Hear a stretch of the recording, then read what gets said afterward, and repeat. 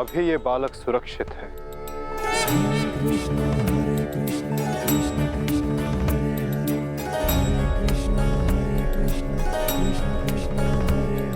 किंतु ब्रह्मास्त्र रूपी काल अभी भी इस पर घात लगाए बैठा है।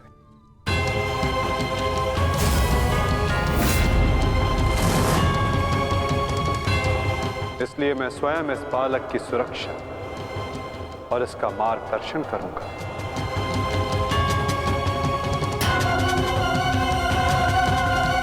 परंतु इस अद्भुत बालक की परीक्षा की घड़ी तो अब प्रारंभ हुई है। एक योद्धा की भांति इस बालक को इस संसार में जन्म लेना होगा, जो धर्म के मार्ग को प्रशस्त करेगा।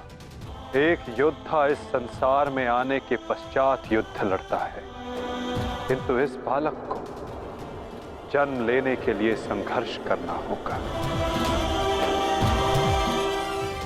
और जीवन की ये परीक्षा इसे स्वयं देनी होगी।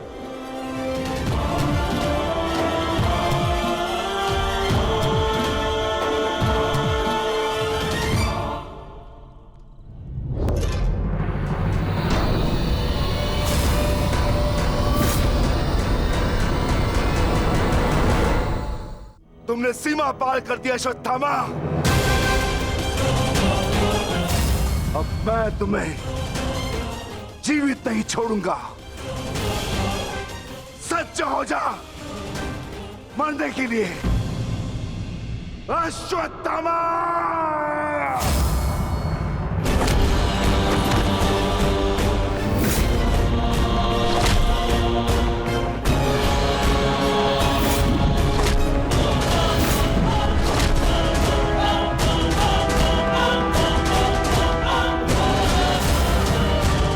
ठहरो विकोदर।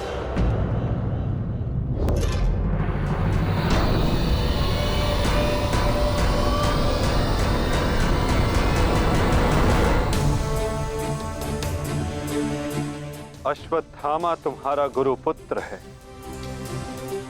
और जन्म से एक ब्राह्मण भी। इसकी हत्या का पाप तुम अपने सर पर ना लो विकोदर।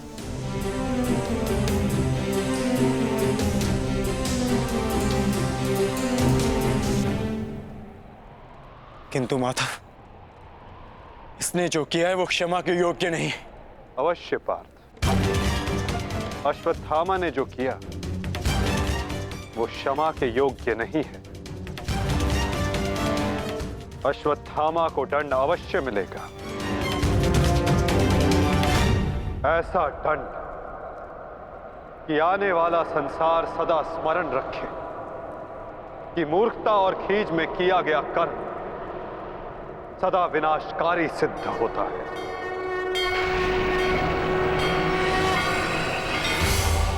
पार्थ,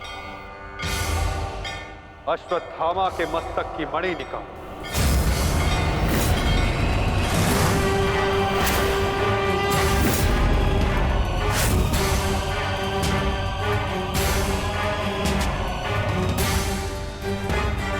नहीं वासुदेव, आप ऐसा नहीं कर सकते।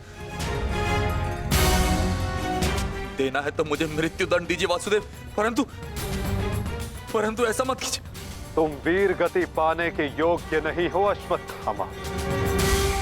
तुमने जो किया है उसका दंड तुम आजीवन भुगतोगे।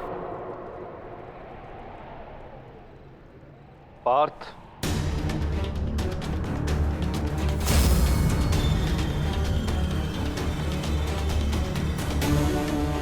रुक जाओ अर्जुन। अर्जुन, मैंने कहा मेरे पास मत आओ, रुक जाओ। धर्मा एव हतो हन्ति, धर्मो रक्षति रक्षितः। तस्मात् धर्मो न हन्त्यो, मानो धर्मो हतो वधि।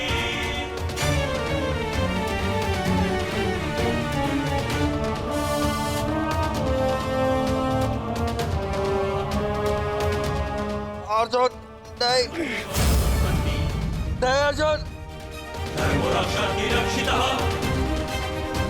नहीं अर्जुन नहीं अर्जुन मानधर्मो हतो अर्जुन नहीं नहीं अर्जुन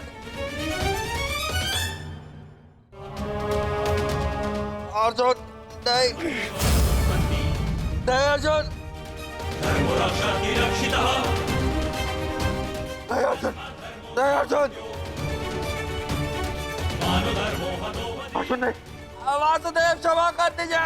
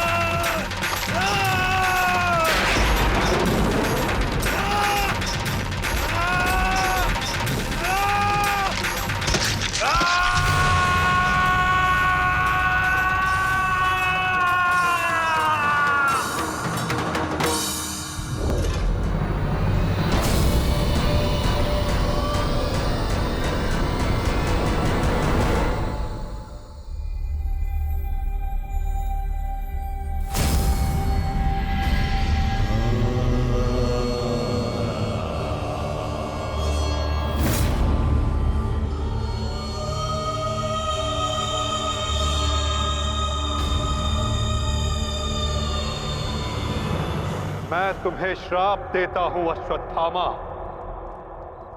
तुम्हारे ये घाव कभी नहीं भरेंगे। तुम चिरकाल तक आजीवन ऐसे सड़ते रहोगे।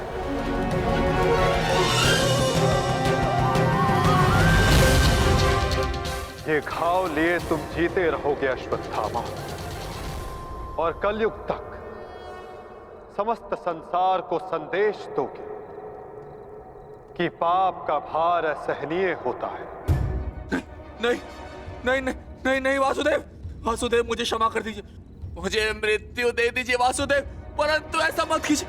नहीं गुरुपुत्र, अब से तुम्हारा जीवन ही तुम्हारा दंड है।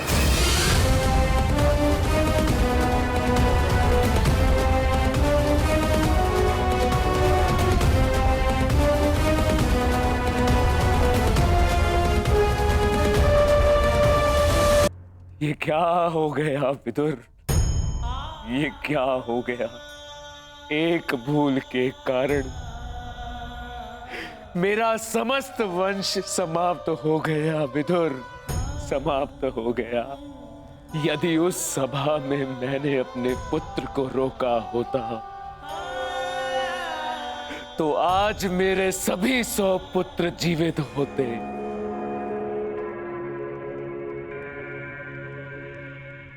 किंतु अब समय आ गया है पश्चाताप करने का।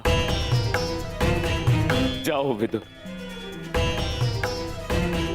और पांडवों को जाकर संदेश दो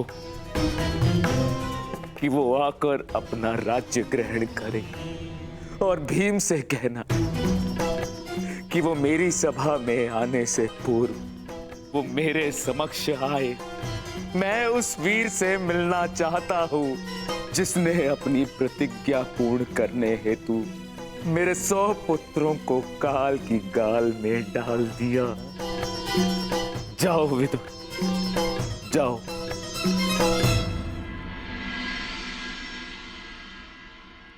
महाराज धृतराष्ट्र की आज्ञा का पालन अवश्य होगा महात्मा विदुर। कल पांडव उनके समक्ष अवश्य प्रस्तुत होंगे।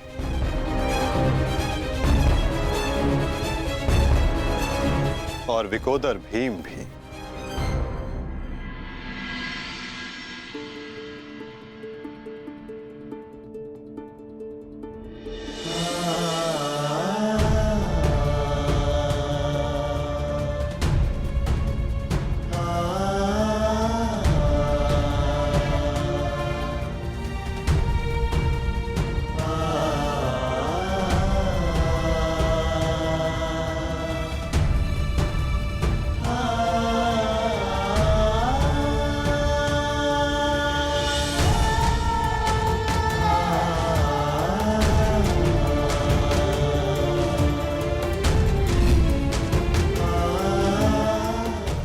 कल्याण हो पुत्रों।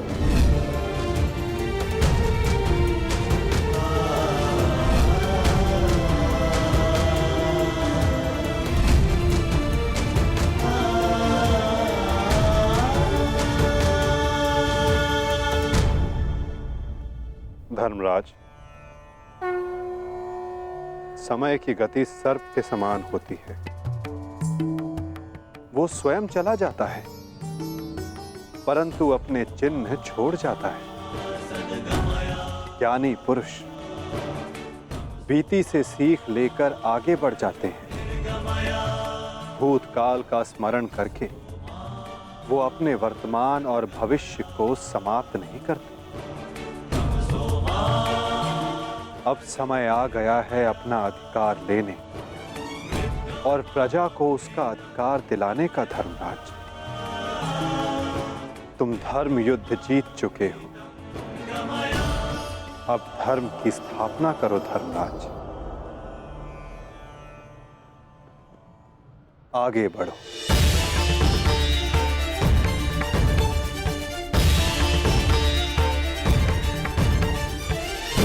क्षमा क्षमोस्तेयम् शौचमिन्द्रिय निग्रहा क्षमा क्षमोस्तेयम् शौचमिन्द्रिय निग्रहा निर्विद्या सत्यं क्रोधो दशकं धर्मलक्षणम्। स्वागत है सम्राट। महाराज धृतराष्ट्र आप सभी की प्रतीक्षा कर रहे हैं।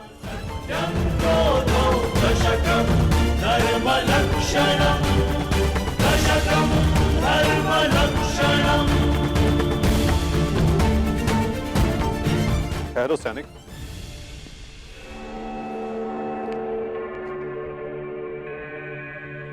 मुझे युवराज दुर्योधन का कक्ष देखना है। आइए वासुदेव।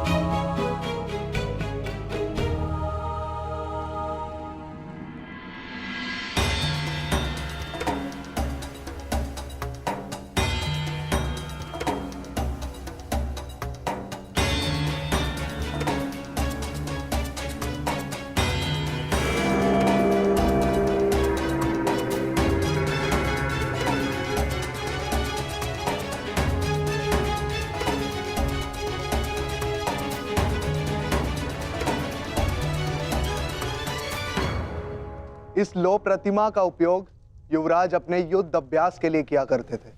किंतु ना अब दुर्योधन शेष है, ना युद्ध।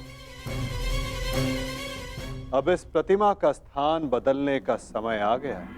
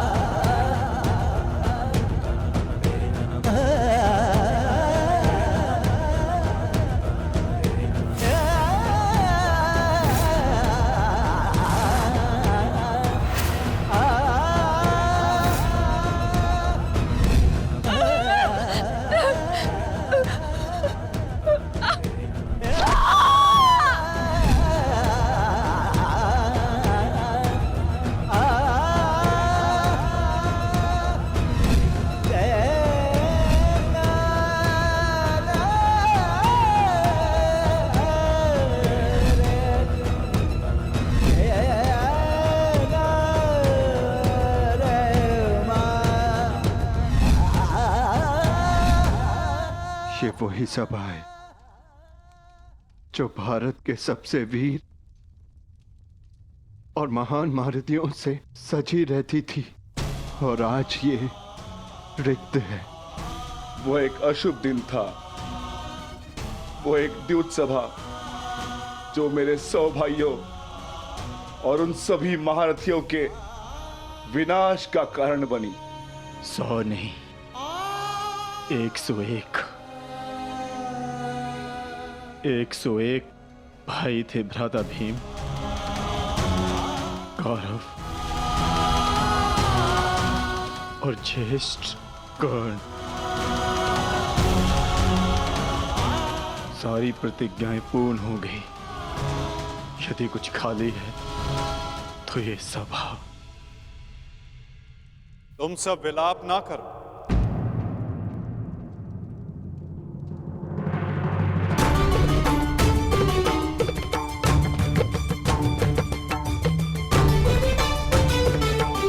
तुम सब ने धर्म के लिए युद्ध लड़ा, ऐसा कुछ नहीं किया जिसके कारण तुम्हें पश्चाताप अनुभव हो। ठीक कहा वासुदेव।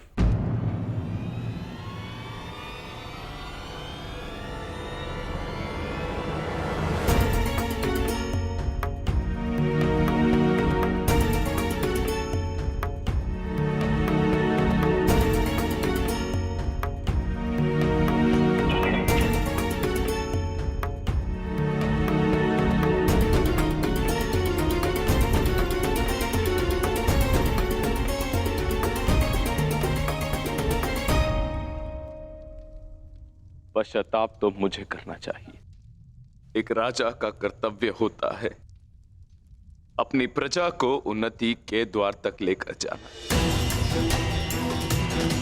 और एक पिता का कर्तव्य होता है अपनी संतान को धर्म के मार्ग पर ले जाना। परंतु मैं दोनों में से एक भी कर्तव्य का निर्वाह उचित रूप से ना कर सका। यदि आज ये सभा रिक्त है तो उसका कारण मैं ही हूं वासुदेव। भीम, तुमने मेरे 100 पुत्रों का वध किया है, किंतु अब मुझे तुम्हारे भीतर अपने वो 100 पुत्र अनुभव होते हैं। पुत्र, एक बार, केवल एक बार एक अभागे पिता के आलिंगन में आ जाओ। मुझे ऐसा लगेगा कि मैंने अपने सभी पुत्रों को अपने आलिंगन से लगा लिया है।